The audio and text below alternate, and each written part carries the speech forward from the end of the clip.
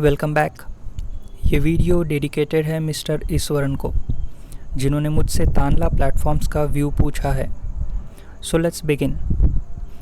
अब देखिए, तानला प्लेटफॉर्म्स एक आईटी इंडस्ट्री की कंपनी है और ये पर्टिकुलरली क्लाउड कंप्यूटिंग पर अपना बिजनेस चलाती है।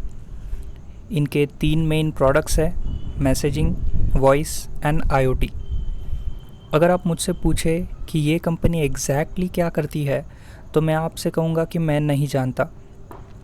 तो अगर इन्वेस्टमेंट की बात आती है तो मैं खुद इसमें इन्वेस्टमेंट नहीं करूँगा, क्योंकि जब तक बिज़नेस पूरी तरह हमें समझ ना जाए उसमें इन्वेस्टमेंट करना नहीं चाहिए।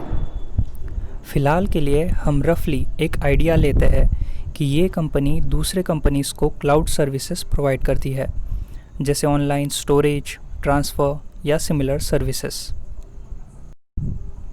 अब जब हम इंटरनेट कंपनीज़ की बात करते हैं तो मामला थोड़ा मुश्किल हो जाता है, क्योंकि ये स्केलेबल बिजनेस नहीं है। यहाँ ग्रोथ का पोटेंशियल अनलिमिटेड होता है। फॉर एग्ज़ाम्पल, डीमार्ट का बिज़नेस एक तरह से स्केलेबल है।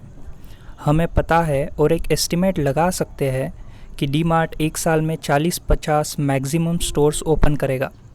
समझ लो 100 तक ओपन करेगा। लेकिन ऐसा तो नहीं होगा कि डीमार्ट एक साल में 1000 स्टोर्स ओपन कर ले। तो कुछ कंपनीज़ होती है जिनका जो ग्रोथ स्टोरी है उसका एस्टिमेट लगाना आसान हो जाता है, लेकिन इंटरनेट कंपनीज़ के लिए स्काई इज़ द लिमिट। जैसे फेसबुक के around 2.5 billion monthly active users है, यानी कि 32% ऑफ द वर्ल्ड पॉपुलेशन। हो सकता है ये आगे जाके 50% हो जाए या शायद 80%।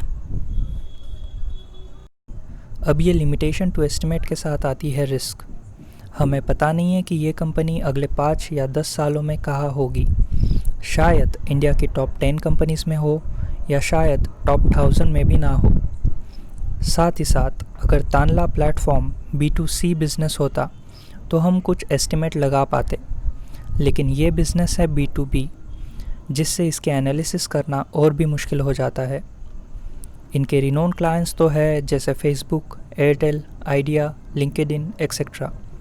लेकिन ये किस तरह सर्विसेज देते हैं, कैसी सर्विसेज देते हैं, इनका कस्टमर सपोर्ट किस तरह है, इनके मैनेजर्स किस तरह है, इन सब चीज़ों की इन्फॉर्मेशन हमारे पास नहीं है। On the other hand, B2C companies जैसे डीमार्ट, आइनॉक्स, एयरटेल एक्सेट्रा, इन कंपनीज़ का हमारे पास फर्स्ट हैंड एक्सपीरियंस होता है और हम उनके प्रोडक्ट से फैमिलियर होने की वजह से इन कंपनीज़ में इन्वेस्टमेंट करना या उसका जजमेंट लगाना हमारे लिए आसान हो जाता है। लेकिन तानला प्लेटफॉर्म्स वैसी कंपनी नहीं है। हमारे पास उसकी कोई भी क्वालिटेटिव इंफॉर्मेशन नहीं है, जिससे हम इस कंपनी की क्वालिटेटिव एनालिसिस नहीं कर सकते। अब क्वांटिटेटिव एनालिसिस करके देखते हैं। कंपैरिजन के लिए हम L&T टेक्नोलॉजी को रखते हैं। L&T और तानला एग्जैक्टली सिमिलर तो नहीं है, लेकिन इनके बहुत से सेगमेंट्स सिमिलर है। तो L&T है 18,000 करोड़ की कंपनी और तानला प्लेटफॉर्म से 8,300 करोड़ की company. Latest Q1 revenue L&T का आया है 1314 करोड़ रुपए और तानला प्लेटफॉर्म्स का 583 करोड़ रुपए।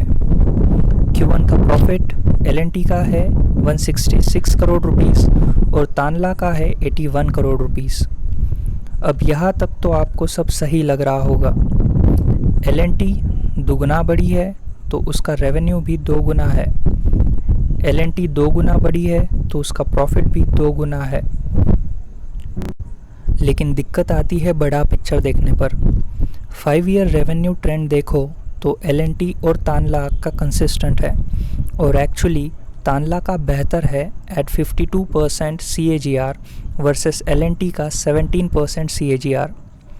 पर मुसीबत आती है प्रॉफिट फिगर्स देखने पर। L&T का 5 ईयर प्रॉफिट एक कंसिस्टेंट रेट से बढ़ रहा है, वो जो कि है 25% CAGR, लेकिन तानला का प्रॉफिट कंसिस्टेंट नहीं है। कभी उनका प्रॉफिट 41 करोड़ रुपीस है तो कभी 19, फिर 30 और अचानक -211 करोड़ रुपीस, जो कि लॉस है। ये इसीलिए है क्योंकि तानला प्लेटफॉर्म्स का डेप्रिसिएशन कॉस्ट बहुत ज़्यादा है। मार्च 2020 का तानला प्लेटफॉर्म का डिप्रिसिएशन आया है 378 करोड़ रुपीस वर्सेस एल&टी का सिर्फ 183 करोड़ रुपीस, जबकि एल&टी तानला प्लेटफॉर्म से ज़्यादा बड़ी कंपनी है। अब ये एग्जैक्टली ऐसा क्यों हो रहा है उसका पता तो मैं नहीं लगा पाया। अब बात करते हैं कर्ज़े की। एल&टी के पास है 500 करोड़ रुपीस की बोरोइंग वर्सेस तानला के पास है सिर्फ 4 करोड़ की बोरोइंग। तो ये एक अच्छी और पॉजिटिव बात है तानला प्लेटफॉर्म्स की। डिविडेंड, जो कि शेयर होल्डर्स के लिए काफ़ी इम्पोर्टेंट चीज़ है, वो तानला प्लेटफॉर्म्स नहीं देती, जबकि एल&टी एक रेगुलर डिविडेंड पेइंग कंपनी है और उसका करंट डिविडेंड यील्ड है 1.22%। मेजर पैरामीटर्स देखने के बाद भी एल&टी तानला प्लेटफॉर्म से बेहतर कंपनी नज़र आ रही है। एल&टी अगर आप 18,000 करोड़ की कंपनी खरीदते हैं तो वो आपको साल के 800 करोड़ कमा कर देती है, जबकि तानला प्लेटफॉर्म 8,300 करोड़ की कंपनी खरीद कर भी वो आपको ना प्रॉफिट दे रही है ना डिविडेंड। तानला प्लेटफॉर्म का अभी तक का हाईएस्ट प्रॉफिट 200 करोड़ था, जो उन्होंने 2009 में रिपोर्ट किया है। तानला प्लेटफॉर्म के स्टॉक ने एक साल में 800% का रिटर्न दिया है, जबकि कंपनी ने 1% तक का रिटर्न नहीं दिया है। इसका शेयर प्राइस बढ़ा है लेकिन कंपनी नहीं। शेयर का क्या है, आज ऊपर है तो कल नीचे होगा, लेकिन अगर कंपनी अच्छी हो तो उसका शेयर हमेशा कंसिस्टेंट तरीके से ऊपर जाता है। और कंसिस्टेंसी और तानला प्लेटफॉर्म का फ़िलहाल तो दूर दूर तक लेना देना नहीं है। तो क्या तानला प्लेटफॉर्म इन्वेस्टमेंट करने लायक कंपनी नहीं है? मैं कहूँगा ये इन्वेस्टमेंट करने लायक तो है, लेकिन रिस्की इन्वेस्टमेंट है। तानला के पास अभी प्रॉफिट्स नहीं है, लेकिन शायद आगे जाकर हो। शायद इनके करंट प्रॉफिट्स ये लोग री इन्वेस्ट करके अपने बिज़नेस को बढ़ा रहे हो। और आज के ज़माने में एक ट्रेंड सा हो गया है जहां लोग नॉट सो प्रॉफिटेबल कंपनीज़ में इन्वेस्ट कर रहे हैं। बड़ी बड़ी कंपनीज़ जैसे current IPO burger king, Zomato, USA की ऊबर, ये सब कंपनीज़ ने पिछले 5 सालों में लॉसेस रिपोर्ट किए हैं, लेकिन इनका रेवेन्यू हर साल बढ़ता जा रहा है, जो कि उनके वैल्यूएशंस को भी साथ ही साथ बढ़ा रहा है। लेकिन मेरा मानना ये है कि कंपनी जब तक प्रॉफिट रिपोर्ट ना करे तब तक उसमें इन्वेस्टमेंट करना सही नहीं। आखिर कोई भी धंधा प्रॉफिट से ही तो चलता है। कब तक कैश बर्न करके डिस्काउंट में सर्विसेज बांटोगे? आज नहीं तो कल कंपनी को प्रॉफिट रिपोर्ट करना ही होगा, और अगर आगे जाके कंपनी प्रॉफिट रिपोर्ट करती है तो शायद वो होगा सही वक्त उनमें इन्वेस्ट करने का। तो मेरे टॉप 3 रीज़न्स है तानला को अवॉइड करने के।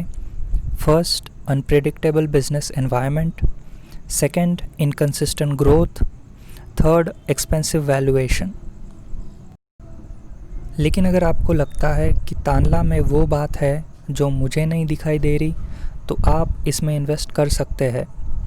लास्टली, मैं कन्विक्शन के साथ कुछ नहीं कह सकता क्योंकि अमेज़ॉन ने भी पिछले 15 सालों तक नेट प्रॉफिट रिपोर्ट नहीं किया था, लेकिन आज वो वर्ल्ड की टॉप कंपनीज़ में से एक है। तो अगर आपको लगता है कि तानला में वो बात है जो अमेज़ॉन में है, तो बेशक आप उसमें इन्वेस्ट कर सकते हैं। तो यहाँ मैं अपना ओपिनियन क्लोज़ करता हूँ और मिलते हैं अगले वीडियो में।